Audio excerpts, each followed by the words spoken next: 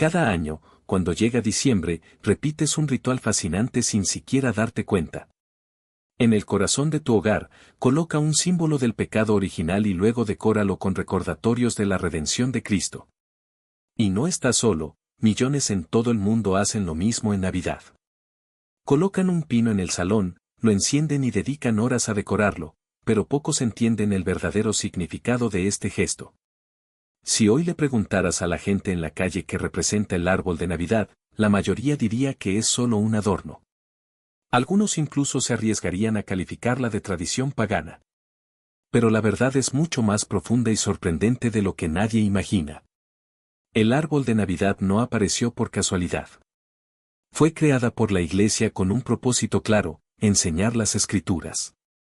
Sí, este símbolo aparentemente simple cuenta toda la historia de la Biblia, desde la tragedia del Edén hasta la esperanza de los Evangelios. Y no creas que las decoraciones son aleatorias.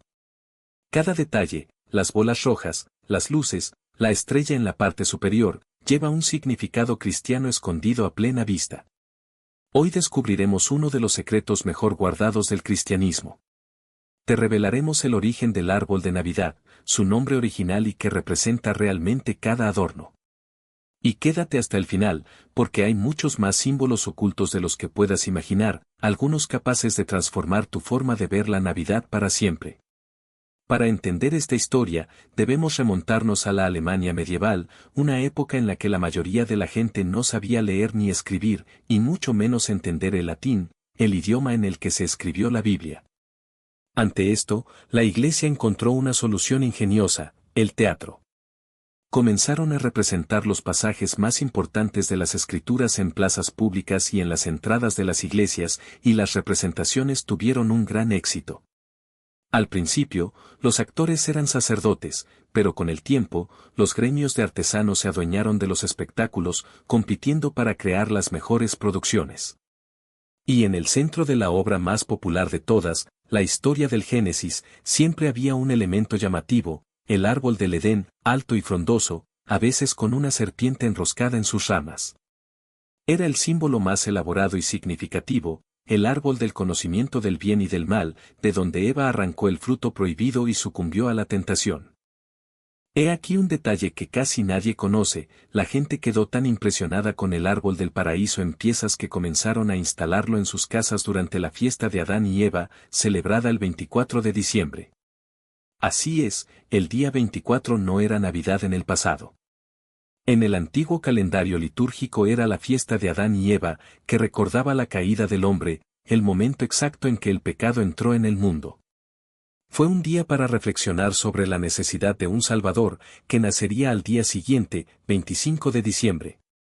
El drama del Edén fue tan fascinante que, en muchas regiones de Alemania, la obra sobre Adán y Eva fue incluso más popular que el Belén. Pronto la gente empezó a llevar el árbol a sus casas, pero solo el día 24, durante la fiesta. Quisieron recrear esa lección con sus familias, pero se toparon con un problema: ¿cómo encontrar un manzano cargado de frutas en el duro invierno alemán? Imposible.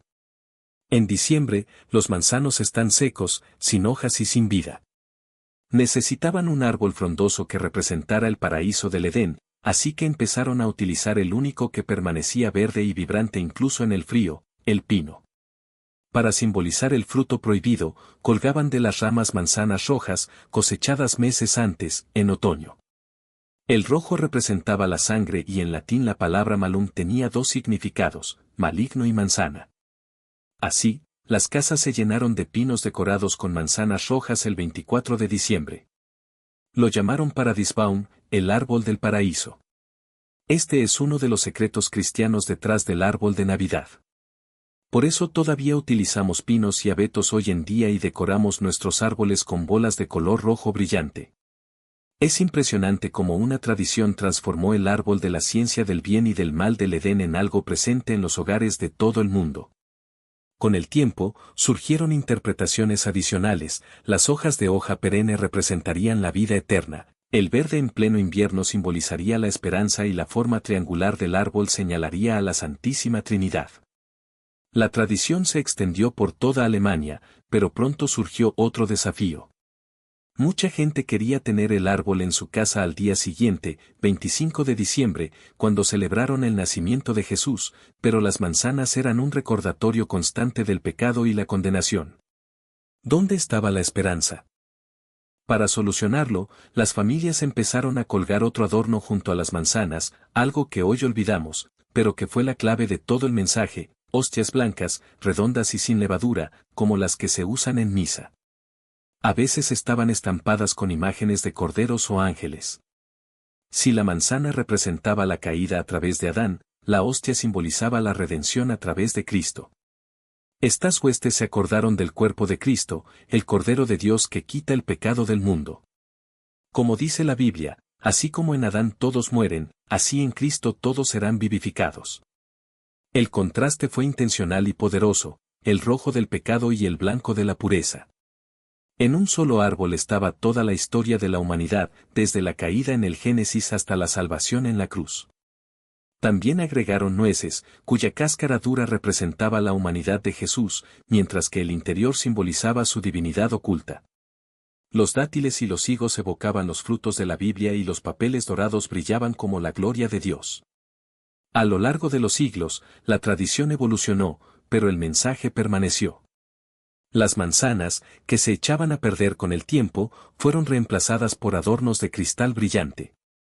La primera vez que esto sucedió fue en el siglo XIX, en un pueblo alemán llamado Lauscha, famoso por sus sopladores de vidrio. Ese año hubo una mala cosecha de manzanas y no había fruta para decorar los árboles. Para no perder la tradición, los artesanos soplaron vidrio rojo para imitar las manzanas, creando los primeros adornos navideños de vidrio. Las frágiles hostias se convirtieron en galletas de jengibre con forma de ángeles o estrellas, y luego en adornos blancos y dorados. Hoy en día, el árbol de tu salón cuenta toda la historia de la Biblia, pero todavía hay dos elementos ocultos que pocos conocen. La historia nos lleva a un pequeño pueblo de Alemania llamado Wittenberg. Era el invierno de 1536 y Martín Lutero, el gran reformador, caminaba a casa en la oscuridad después de un servicio religioso. Ellos no habrían entendido el mensaje. Entonces Dios les habló en el único idioma que conocían, el idioma de las estrellas. No envió un profeta a sus tribunales. No los convocó a un templo. Colocó una señal celestial en el cielo, una luz que habían estudiado durante toda su vida, y dejó que los condujera a la luz del mundo. Esa estrella no era solo una guía, era un puente. Una invitación divina escrita en el cielo, que demuestra que el amor de Dios no está limitado por fronteras, culturas o incluso tradiciones religiosas. Él nos encuentra donde estamos, incluso si eso significa usar las mismas cosas que hemos usado mal para encontrarlo. Y esa es la lección escondida en cada árbol de Navidad. La estrella en la cima no es solo una decoración, es una declaración. Dice que no importa cuán oscuro pueda parecer el mundo, no importa cuán perdidos nos sintamos, Dios sigue hablando. Todavía envía señales. Él todavía guía a quienes lo buscan, incluso si al principio buscan en el lugar equivocado. Los magos siguieron una estrella, pero encontraron un Salvador. Y ese es el milagro que celebramos cada vez que colocamos esa estrella en su lugar. Pero aquí está la parte más sorprendente: esa estrella no solo llevó a los Reyes Magos a Belén. Los llevó a una cruz.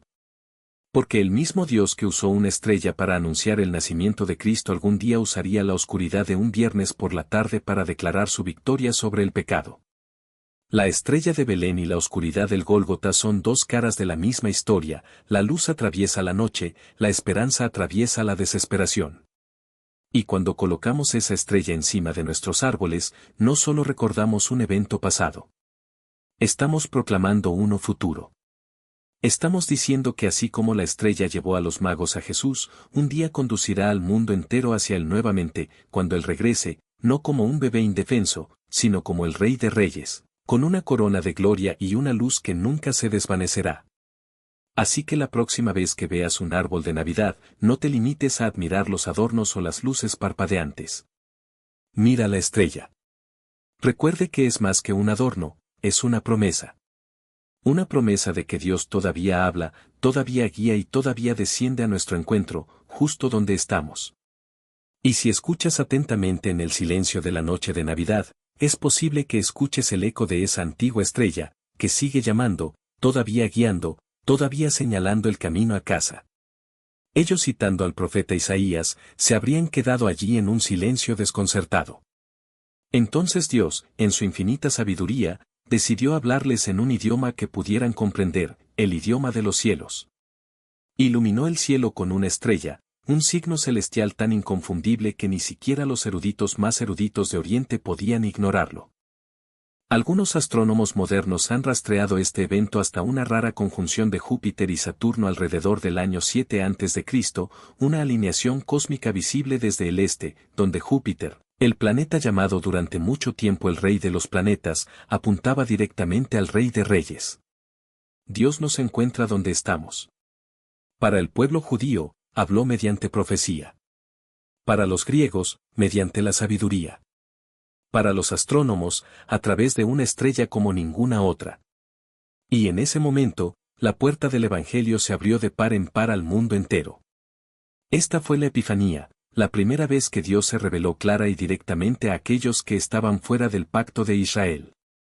Fue una prueba de que la salvación nunca fue un secreto guardado para una sola nación, sino un regalo ofrecido a toda la humanidad.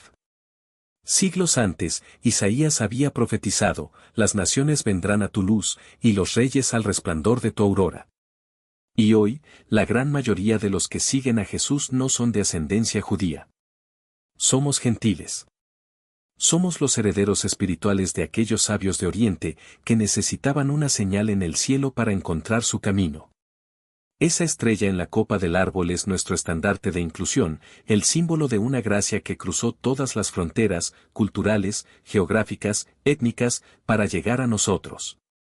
Entonces, cuando mires esa estrella, recuerda, cada hogar cristiano está llamado a ser como ella, una luz que guía a otros al único lugar donde toda la humanidad puede encontrar esperanza. Jesús. Y luego están los regalos debajo del árbol. Quizás no sepas cómo empezó esta tradición, pero créeme, la verdad te sorprenderá. Originalmente, los regalos no tenían nada que ver con la Navidad, ni siquiera con Jesús.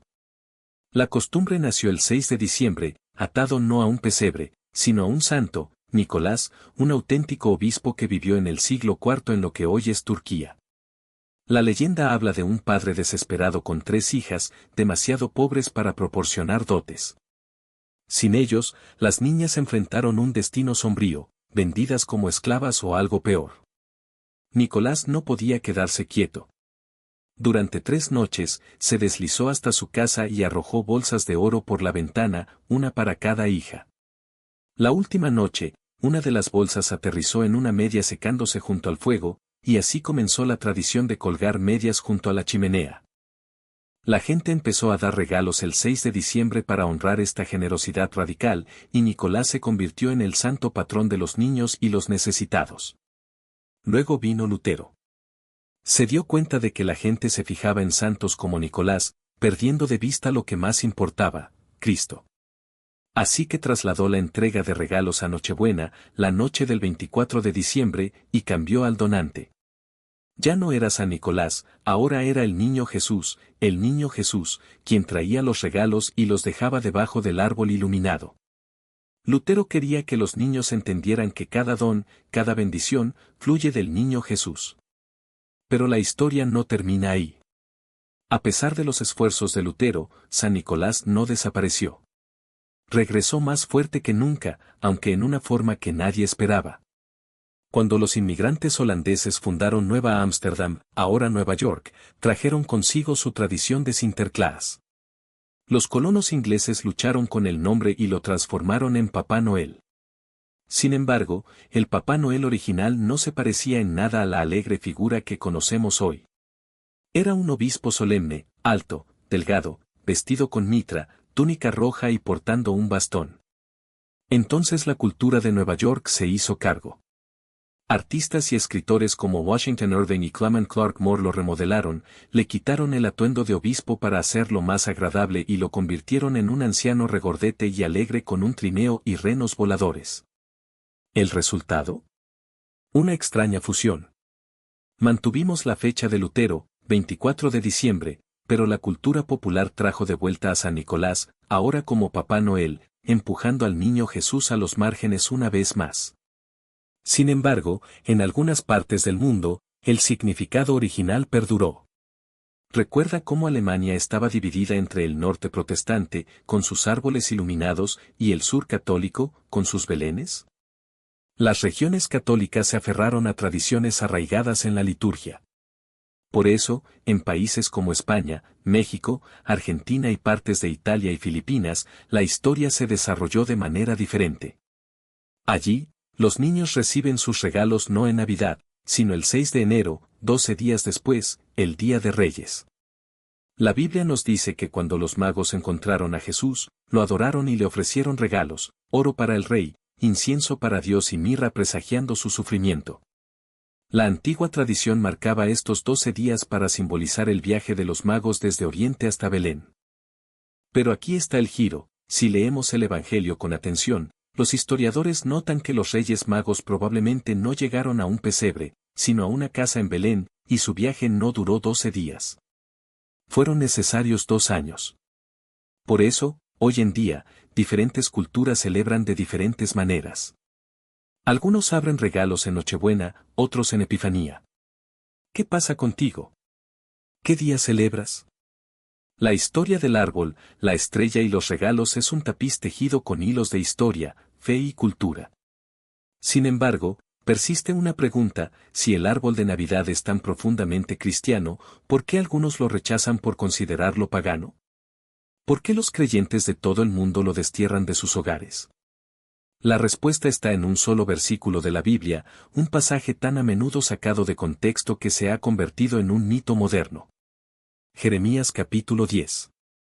¿Qué pasaría si te dijera que la fecha en la que celebramos la Navidad no es solo una tradición humana, sino un enigma cuidadosamente guardado en las páginas de las Escrituras? Que el 25 de diciembre no fue elegido por casualidad, sino que esconde una verdad tan profunda que, cuando se revela, cambia para siempre la forma en que vemos la encarnación del Hijo de Dios. La mayoría de la gente acepta la fecha sin dudar. Después de todo, eso es lo que siempre celebramos. Pero la Biblia nunca menciona el 25 de diciembre. Nunca. Ni una sola vez. Entonces, ¿por qué este día? ¿Por qué no otro? ¿Y si te dijera que los primeros cristianos no celebraban la Navidad en diciembre? Que la evidencia histórica y bíblica apunta a una fecha completamente diferente, una fecha que tiene perfecto sentido cuando miramos los detalles que Dios dejó registrados. Comencemos con un hecho innegable: los pastores estaban en el campo con sus rebaños la noche en que nació Jesús. Esto está en Lucas 2:8. Ahora piensa conmigo. En Israel, diciembre es invierno. Las noches son frías, a menudo bajo cero. Los pastores no dejaban sus rebaños al aire libre en aquella época. Los recogieron en refugios para protegerlos del frío y las tormentas. Entonces, si los pastores estaban en el campo era porque no era invierno. Fue otra temporada. Pero hay más. Los romanos estaban realizando un censo en el momento del nacimiento de Jesús. ¿Un censo en pleno invierno? Imposible. Las carreteras eran intransitables, los ríos se congelaban y la gente no viajaba en aquella época. El censo de César Augusto, mencionado en Lucas 2:1, se habría realizado en una época del año en la que la gente podía moverse con facilidad. Y esto nos lleva a otra pista: la presencia de María y José en Belén. Viajaron desde Nazaret hasta Belén, una distancia de unos 150 kilómetros. Un viaje largo y arduo, especialmente para una mujer embarazada. Si fuera invierno las condiciones serían aún más adversas. Pero hay un detalle aún más revelador: la palabra posada en Lucas 2:7. Muchos lo traducen como posada, pero el término griego original, kataluma, puede referirse a una habitación de huéspedes en una casa privada. ¿Y si en Kataluma no había lugares porque la casa ya estaba llena? Esto sugiere que José y María estaban entre miembros de la familia, lo cual tiene sentido si consideramos que Belén era la ciudad de David, de donde descendía José. ¿Pero por qué tanta gente estaría en Belén al mismo tiempo? La respuesta está en una fiesta judía poco conocida pero profundamente significativa: la fiesta de los tabernáculos. Celebrado en otoño, entre septiembre y octubre, este festival conmemoraba la provisión de Dios durante la peregrinación al desierto y la cosecha. Era una época en la que los judíos viajaban a Jerusalén y a las ciudades vecinas, como Belén, para celebrar. Y aquí está la conexión: la fiesta de los tabernáculos es la única fiesta judía en la que Dios ordenó a su pueblo habitar en tiendas de campaña o refugios temporales, recordando la fragilidad de la vida humana. ¿No es esto exactamente lo que vemos en el nacimiento de Jesús? El Hijo de Dios, el Creador del universo, nace en un lugar sencillo, sin lujos, en un refugio temporal, un pesebre. Pero hay una pista aún más impresionante. En Juan 1:14 leemos: y el Verbo se hizo carne y habitó entre nosotros. La palabra morar aquí proviene del griego eskenoo, que significa tabernacular, es decir, morar en una tienda de campaña. Es una referencia directa a la fiesta de los tabernáculos. Juan nos está diciendo que Jesús vino al tabernáculo entre nosotros, así como Dios habitó en el tabernáculo en el desierto. Y si Jesús nació durante la fiesta de los tabernáculos, eso explicaría por qué los pastores estaban en los campos. Era tiempo de cosecha, cuando los rebaños todavía pastaban antes del invierno. Eso explicaría por qué los caminos estaban llenos de viajeros. Era un festival de peregrinación. Y eso explicaría por qué no había lugar en el Cataluma. Belén estaba llena de familiares y peregrinos. Ahora imagina la escena. Jesús nace durante la fiesta de los tabernáculos, la fiesta que celebraba la presencia de Dios entre su pueblo. Y allí, en un pesebre, Dios cumple su promesa de habitar entre nosotros. No es una coincidencia. Es su propósito. Es un símbolo. Es la manera en que Dios dice: no estoy lejos. Estoy aquí, entre ustedes, en la carne. Pero si Jesús no nació el 25 de diciembre, ¿por qué celebramos en esa fecha? La respuesta está en la historia de la Iglesia. En el siglo IV, cuando el cristianismo se convirtió en la religión oficial del Imperio Romano, los líderes de la Iglesia buscaron una manera de cristianizar las fiestas paganas que ya existían. Una de estas fiestas era el Sol Invictus, celebrado el 25 de diciembre, día del solsticio de invierno, cuando el sol renacía después del día más corto del año. Los romanos adoraban al sol como a una deidad y la Iglesia vio una oportunidad. En lugar de prohibir el partido, lo transformaron. En lugar de celebrar el nacimiento del sol, celebrarían el nacimiento del sol de justicia, Jesucristo, la verdadera luz del mundo. No se trataba de un intento de engañar a la gente, sino de redimir una fecha que ya estaba cargada de significado. Y funcionó. Millones de personas en todo el mundo celebran la Navidad en diciembre, no porque sea la fecha exacta del nacimiento de Jesús, sino porque es un día en el que el mundo entero se detiene a recordar que Dios se hizo hombre. Que la luz venció a la oscuridad. Ese amor nació en un pesebre. Entonces, ¿qué cambia esto para ti? Todo. Porque ahora ya sabes que la Navidad no es solo una fecha del calendario. Es un poderoso símbolo de la encarnación de Dios. Es la prueba de que Él no está lejano, sino cercano, habitando entre nosotros. Y si Jesús nació durante la fiesta de los tabernáculos, eso significa que su nacimiento no fue un accidente sino un cumplimiento profético. Él vino a tabernacular entre nosotros, para ser Emmanuel, Dios con nosotros. Y aquí está la invitación: no dejes que esta verdad se quede en tu mente. Deja que ella transforme tu corazón.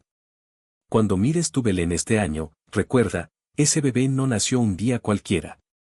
Nació en el momento perfecto, en el momento justo, para cumplir el plan de Dios. Y si todavía tienes dudas, si todavía quedan preguntas sin respuesta, te reto a profundizar más. La Biblia está llena de pistas, símbolos y verdades ocultas esperando ser descubiertas.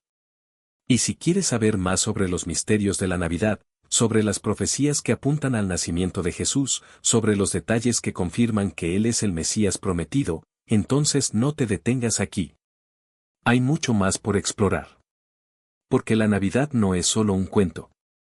Es la historia. La historia de Dios haciéndose hombre para salvarnos. Y esta historia merece ser conocida, vivida y compartida. Entonces, la próxima vez que enciendas las luces de tu árbol, la próxima vez que mires el Belén, recuerda, no estás simplemente celebrando una festividad. Está celebrando la mayor muestra de amor que el mundo jamás haya visto. Y este amor no tiene fecha de caducidad. Él es eterno. Como el Dios que lo envió.